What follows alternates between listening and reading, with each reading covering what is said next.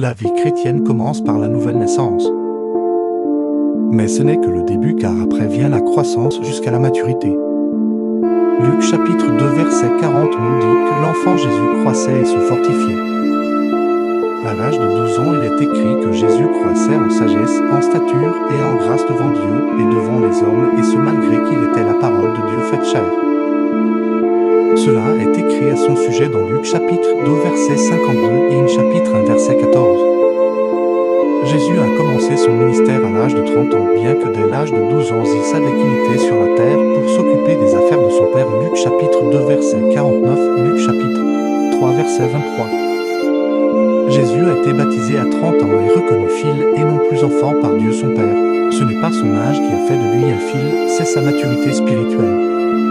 Car on peut être né de nouveau depuis 20 ans et demeurer enfant et non fils de Dieu, que c'est la maturité qui fait la différence.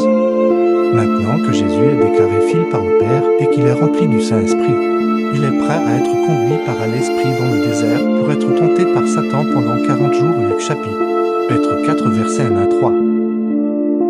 Car les fils sont éprouvés, ceux qui sont conduits par l'Esprit de Dieu sont fils de Dieu selon Romains chapitre 8 verset 14. Les fils ne se laissent pas manipuler par Satan, ils lui répondent par la parole et l'assurance que c'est la parole de Dieu qui est la vérité absolue. Les fils ont la foi en la parole de Dieu concernant leur appartenance à Christ, ils connaissent leur nouvelle identité et rien ne peut les faire douter de qui ils sont désormais par la grâce de Dieu, manifestée en Jésus-Christ. Les fils jouissent de leur héritage tandis que les enfants ne diffèrent en rien des esclaves, quoiqu'ils soient les maîtres de tout. Galates chapitre 4 verset 1 à 2. Nous sommes bénis de toutes sortes de bénédictions dans les lieux célestes en Christ. Ephésiens chapitre 1 verset 3. Mais c'est les matures qui en jouissent. Laissons-nous conduire par l'Esprit, croissons et jouissons de nos bénédictions.